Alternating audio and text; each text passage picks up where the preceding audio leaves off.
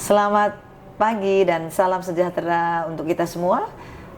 Bapak, Ibu, teman-teman, saudara semua, akhir-akhir ini di Indonesia cukup dihebohkan dengan adanya virus Human Metapneumovirus atau HMPV yang sebetulnya menyebabkan penyakit pada saluran pernafasan. Apa yang menjadikan kasus ini heboh? Karena di negara Cina kasus ini meningkat secara tajam dan sangat luas, kemudian menyerang pada anak-anak yang di bawah usia 5 tahun, kemudian lansia yang di atas 65 tahun termasuk yang dewasa, dan kaum rentan atau orang-orang yang rentan terhadap sistem kekebalan tubuh. Nah, kemudian ramai dibincangkan karena sangat cepat meluas, sehingga ini perlu kita waspadai bersama. Namun, kita nggak perlu takut dan panik karena sebetulnya HMPV ini mirip atau hampir sama dengan influenza. Jadi bagaimana cara penularannya? Melalui droplet, kemudian kontak erat gitu ya. Dan ini disebabkan oleh virus. Maka yang utama yang harus kita lakukan adalah sebetulnya bagaimana mencegah supaya tidak tertular. Maka kita harus tahu dong, apa sih penyebabnya? Tadi virus. Kemudian bagaimana gejalanya? Gejalanya sama persis dengan influenza. Jadi batuk, pilek, demam, kemudian tenggorokannya sakit, kadang ada sesak nafas gitu ya. Kemudian pada akhirnya bisa juga pneumonia. Kemudian tadi yang saya sampaikan bahwa kelompok rentan itu anak yang usia 5 tahun, kemudian orang dewasa dalam hal ini menuju lansia ya, atau lansia 65 tahun ke atas. Kemudian tadi ya, termasuk dengan pasien dengan penyakit pernafasan kronis atau PPOK. Kemudian yang imunitasnya memang lemah, mungkin teman-teman yang kena HIV misalnya. Jadi ini perlu lebih waspada. Dan kemudian bagaimana pencegahannya? Karena kita sudah tahu virus, kalau virus maka saat ini belum ada vaksinnya.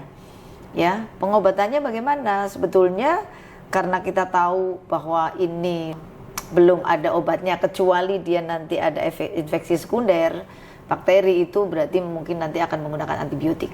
Tapi pada prinsipnya karena dia penyebabnya adalah virus yang kemudian belum ada vaksinnya, maka pencegahannya adalah ya kita jangan dekat-dekat atau kontak dengan penderita.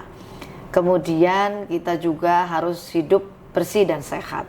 Perilaku hidup bersih dan sehat tentu antara aktivitas, istirahat, olahraga itu harus seimbang.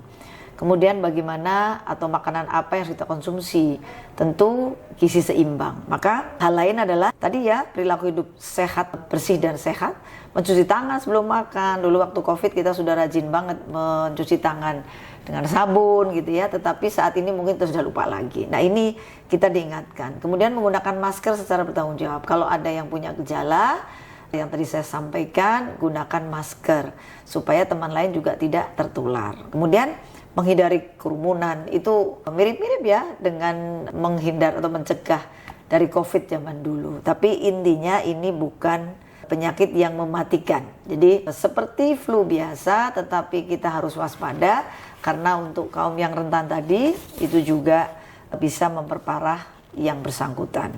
Maka pengobatannya ya istirahat yang cukup, kemudian tadi mengobati gejala. Jadi batuk ya obat batuk, kemudian demam ya anti demam gitu. Jadi kemudian ada cairan yang harus banyak diminum ya untuk yang mengalami gejala tersebut. Kemudian kalau masyarakat merasa tidak nyaman atau sakitnya mungkin kok tambah parah, ya sudah datang ke puskesmas atau ke klinik atau ke rumah sakit. Tapi pada prinsipnya saat ini tidak perlu khawatir atau panik, tetapi tetap waspada dan yang utama adalah mencegah. Karena mencegah itu paling murah dan bisa kita lakukan secara mandiri. Dan saat ini memang khususnya di Jawa Tengah belum ditemukan kasus, tetapi saran untuk tidak melakukan perjalanan di negara yang memang sedang ada kasus-kasus ini.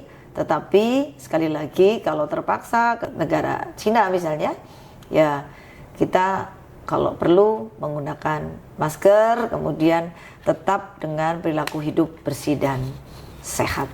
Mungkin itu yang perlu saya ingatkan kepada Bapak Ibu semua. Mari jaga kesehatan, karena kesehatan itu adalah yang utama dalam hidup kita.